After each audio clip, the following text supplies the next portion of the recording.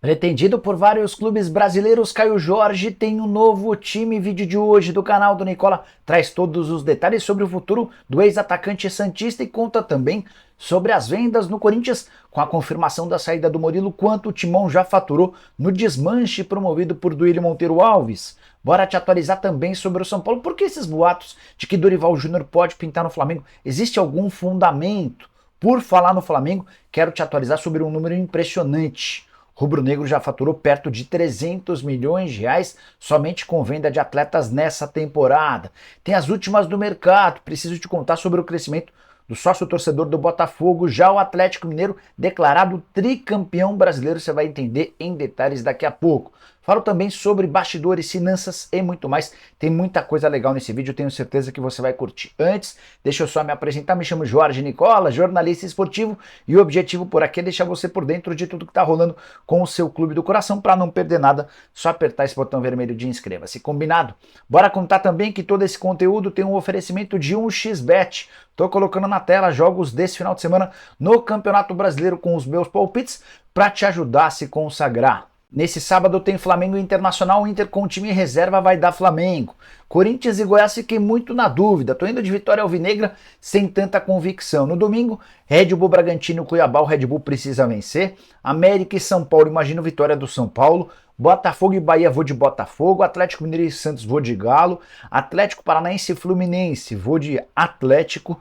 Tem ainda Fortaleza e Curitiba com vitória do Fortaleza, Palmeiras e Vasco com vitória do Palmeiras, Grêmio e Cruzeiro com vitória gremista. Para participar da 1xBet é super simples, só pegar o link que está no comentário fixo, faça seu cadastro e não esqueça de usar o código Nicola para ter direito a 100% de bônus no valor do seu depósito. Combinado? Agora sim, bora começar o vídeo com o tradicional giro de notícias e a primeira informação é sobre Carabarral, meio atacante argentino do Santos, comprado por 9 milhões de reais, ele estava emprestado ao Vasco e não estava sendo utilizado. O que o Vasco e o Santos conseguiram? Um empréstimo do Carabarral por uma temporada. Ele já foi inclusive anunciado como novo reforço do Puebla, do México. Bora contar que o Vasco pediu e conseguiu a confirmação do jogo contra o São Paulo, inicialmente marcado para São Januário. Ele vai acontecer em Brasília, partida marcada para o dia 7 de outubro. Outra informação importante sobre o Cruz Maltino, Payet teve seu nome registrado no boletim informativo diário da CBF nessa sexta-feira. O contrato até 5 de maio de 2025, embora depois ele seja prorrogado até junho de 2025. Essa questão do prazo está muito condicionada ao visto de trabalho, mas o Payet será jogador do Vasco pelos próximos 2 anos. Não estreia nesse final de semana contra o Palmeiras por conta de uma punição que ele tem que cumprir de um jogo, ainda do tempo em que jogava na França. Vai estar livre para atuar e estrear contra o Bahia. Seguindo com o giro de notícias, contar que Crisan é o artilheiro do campeonato chinês e o atleta com mais participações em gol nas últimas 2 edições do futebol chinês. Crisan, que é brasileiro, soma 48 jogos, 35 gols e mais 8 assistências. Já o River Plate anunciou o retorno de Pete Martinez, que estava no Al Nassr. Ele se junta a Lanzini, ex-West Ham, como reforços importantes do River para a sequência da temporada. E a saideira do giro de notícias, o Atlético Paranaense conseguiu mais dinheiro na transferência do Kelvin ao CSKA. Inicialmente o acordo previa o pagamento em 4 milhões e meio de dólares. O Atlético conseguiu que o pagamento fosse feito em euros e com 4 milhões e meio de euros o Furacão fatura 2 milhões a mais de reais do que havia sido combinado inicialmente.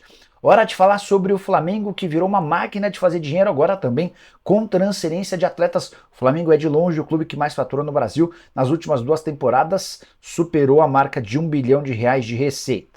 Em 2023 isso vai se repetir mesmo sem a conquista de títulos, graças à transferência de atletas. Já são 282 milhões de reais de receita somente com vendas de jogadores. Números impressionantes, especialmente porque o Flamengo não precisou vender nenhuma das suas grandes estrelas. Os maiores negócios, vou citar todos, mas vou começar pelos maiores. Matheus França, 104 milhões de reais. João Gomes, 103 milhões de reais. Vinícius Souza, 21 milhões. Ramon, 8 milhões e meio. Cauê, goleiro recém-negociado com o Frankfurt, mais 8 milhões e meio de reais. Natan, zagueiro, 6 milhões e meio de reais. Vitor Gabriel, 6 milhões. Tuller, 5,300. Otávio, 2,700. Marinho, 2 milhões.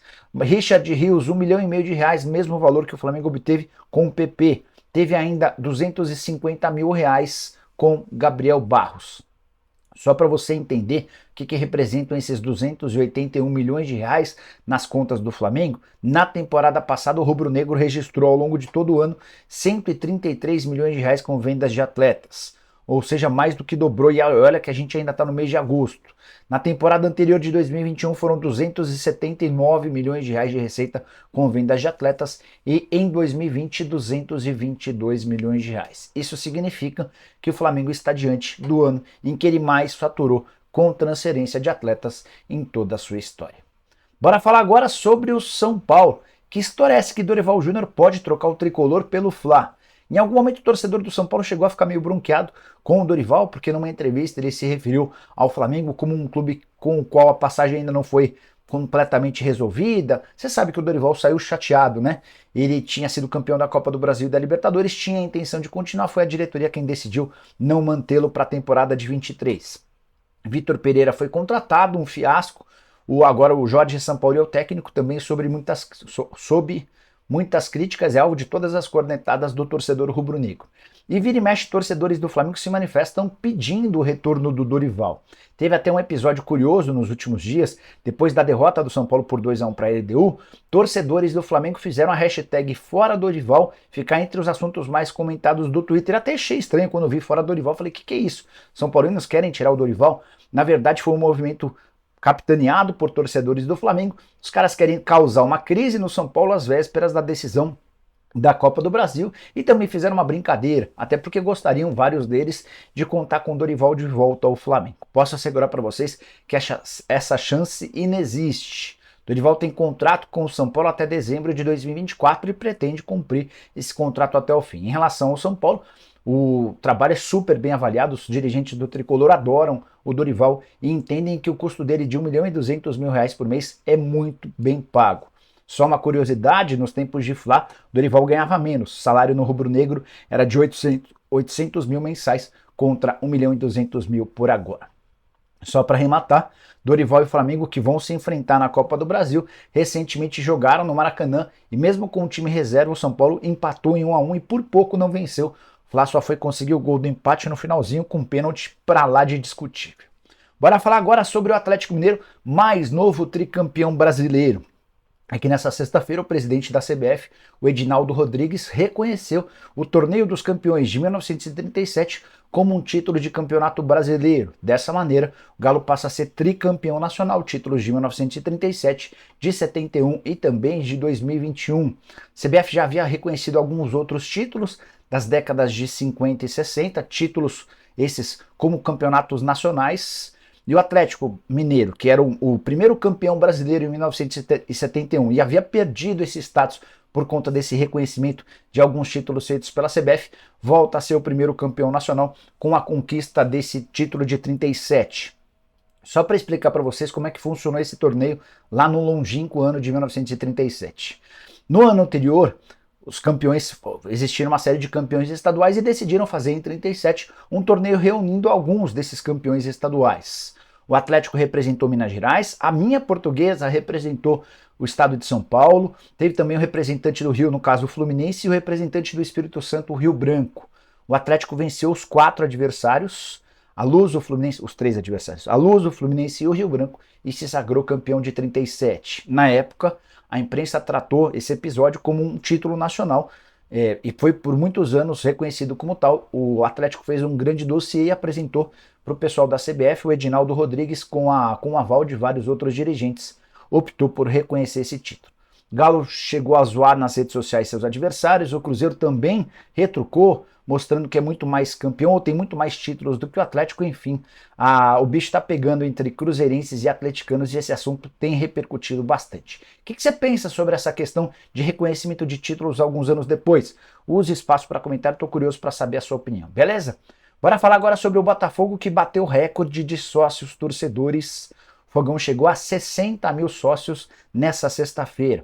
Só a título de esclarecimento, até então, a melhor marca era de 33 mil sócios torcedores no ano de 2020. Desde que a SAF assumiu o Botafogo, esse número vem crescendo, foram 10 mil novas adesões apenas em um mês. Isso é muito reflexo do atual momento do time, que lidera o Campeonato Brasileiro e é o grande favorito à conquista. Importante contar que hoje o objetivo da SAF do Botafogo é fazer com que o Botafogo tenha um tamanho de sócios torcedores que lhe permita lotar o Newton Santos em todas as partidas apenas com os sócios torcedores. Esse parece ser um movimento que não está tão distante, especialmente se o Botafogo continuar vencendo e liderando o Campeonato Brasileiro. Partida contra o Bahia deve ter casa cheia. Na quinta-feira já eram 32 mil ingressos vendidos de forma antecipada. Bora falar agora sobre Caio Jorge, mais uma informação exclusiva dos últimos dias. Fui o primeiro a contar para vocês que o zagueiro Murilo do Corinthians ia para o Nottingham Forest. Fui o primeiro a contar que Felipe Coutinho está de mudança para o Al Ahly do Catar. E a terceira informação exclusiva da semana diz respeito a Caio Jorge. Atacante hoje com 21 anos de idade, formado no Santos, vendido para a Juventus da Itália, teve uma lesão das piores. Em fevereiro do ano passado, precisou ficar 16 meses em recuperação até ter condição de jogo. Ainda assim, vários clubes brasileiros procuraram a Juventus nessa janela e na passada, na primeira janela do ano de 2023, para tentar a contratação por empréstimo do Caio Jorge. Palmeiras, Flamengo, Cruzeiro, Santos e Internacional foram alguns dos interessados que fizeram contato com o pessoal do Juliano Bertolucci, que é o representante do atleta. Naquele momento, ou em vários desses momentos, a Juventus entendia que ainda não era hora de apressar o retorno do Caio Jorge. Ele precisava, por conta dessa cirurgia no joelho, ter toda a recuperação da maneira mais calma possível. Outro objetivo da Juventus era manter o Caio no futebol europeu, especialmente no futebol italiano, para que ele continuasse evoluindo na questão tática e de adaptação ao novo jogo. Foi nesse cenário que nessa sexta-feira a Juventus fechou um empréstimo do Caio Jorge para a Udinese por uma temporada. O acordo está fechado. O Caio vai ser anunciado nas próximas horas, mas eu conto para vocês com antecedência. Atleta brasileiro que em 11 jogos oficiais pela Juve não marcou gol nem deu assistência, mas em seu retorno, numa partida amistosa, num jogo treino de pré-temporada, feito no início do mês de agosto, Caio Jorge saiu do banco de reservas para marcar 3 gols na vitória da Juventus contra o time sub-23 da própria Juventus. O Vlahovic, que é o atacante titular, havia se contundido no finalzinho do primeiro tempo, quando a Juve já vencia por 3-0. Caio entrou, não conseguiu marcar no primeiro tempo, mas no segundo tempo fez mais 3 na vitória do seu clube por 8-0. Vai ter a chance de jogar na Udinese. A gente torce para que ele tenha sorte. Falei sobre o interesse do Palmeiras no Caio Jorge, foi um dos clubes que tentaram a contratação do atleta. Só para trazer novidades importantes sobre o Palmeiras, Verdão desembarcou por volta das 19 horas dessa sexta-feira em São Paulo, depois de uma longa viagem desde Pereira, na Colômbia. Você sabe que o avião comprado pela Leila Pereira e que traria o time logo depois da vitória por 4-0 contra o Deportivo Pereira, ainda na madrugada de quinta-feira, apresentou uma pane e nem levantou voo. Dessa maneira, o Palmeiras precisou esperar durante boa parte da quinta, viajou de ônibus de Pereira até Cali, cerca de 200 quilômetros, e foi de Cali que pegou um voo. A chegada ao Brasil, que estava prevista para amanhã da quinta-feira, só ocorreu às 19 horas da sexta-feira, um prejuízo certamente na preparação do time que enfrenta nesse final de semana o Vasco dentro de casa. Palmeiras praticamente garantido na próxima fase da Libertadores, depois do 4-0 contra o Deportivo Pereira, pode até usar um time mais forte contra o Vasco, poupando titulares diante dos colombianos. Quero falar agora sobre desmanche no Corinthians. Como eu contei para vocês, fui o primeiro a informar sobre a transferência do Murilo do Corinthians para o Nottingham Forest. O acordo está fechado. Falta apenas a realização dos exames médicos e a assinatura do contrato. O Murilo já assinou um pré-contrato com o time inglês. Negócio fechado em 13 milhões de euros ou 68 milhões de reais. Toda essa grana vai para o Corinthians. O Timão ainda tem direito a mais 2 milhões de euros em bônus. Esses bônus vão ser concedidos de acordo com metas estipuladas para o desempenho do atleta com a camisa do time inglês. O Corinthians ainda fica com mais 20% do valor de uma venda futura. Fui fazer as contas para saber quanto o Corinthians já havia faturado nessa temporada de muitas vendas. Duílio Monteiro Alves tem feito um verdadeiro desmanche. Só nessa janela de transferência saíram Murilo, Roger Guedes, Adson, Mantuan e Barleta. O Pedro foi vendido, mas ainda não foi entregue. Ele tem só 17 anos de idade e vai se transferir para o Zenit em fevereiro do ano que vem. Na primeira janela, o Corinthians também já havia negociado o Lucas Piton, Robert Renan e Duqueiroz. Somando todas essas transferências, o Timão já embolsou 178 milhões de reais com as negociações. Com alguns detalhes importantes que eu vou começar a colocar a partir de agora. Antes, só lembrar que a meta de vendas para a temporada era de 90 milhões de reais. O Corinthians quase dobrou essa receita, então, em relação a essa questão financeira e de vendas, está tudo absolutamente resolvido. Importante contar que para chegar aos 178 milhões de reais em vendas, o Corinthians conseguiu 5 milhões de reais com o mecanismo de solidariedade para a transferência do Gabriel Pereira para o Al Rayyan e 8 milhões de reais com a ida do Malcom do Zenit para o Al Hilal. Murilo é a principal venda da temporada, 68 milhões de reais. Repito, o Corinthians ainda tem direito a mais 2 milhões de euros em bônus e 20% do valor de uma venda futura. O Pedro foi negociado com o Zenit por 47 milhões e 700 mil. Roger Guedes vendido por 21 milhões de reais. Roger Guedes já está no Al Rayyan.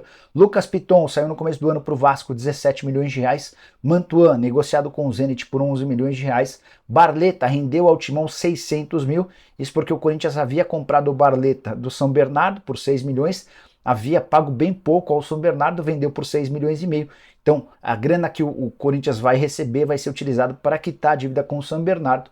Vão sobrar 600 mil reais. Robert Renan e Duqueiroz foram vendidos, mas não entram nessa conta porque eles foram trocados pelo Yuri Alberto. Então, para efeito de contabilidade, as saídas do Robert e do Duqueiroz não garantiram a entrada de qualquer dinheiro. E você, como vê esse desmanche alvinegro? Concorda com o Duílio? As vendas foram boas? Foram baixas? Use o espaço para comentário, estou curioso para saber a sua opinião. Curtiu o vídeo? Não esquece de deixar like, de se inscrever no canal, comente sobre o que você quiser e estamos aqui para deixar você sempre bem informado. Abraço, tchau!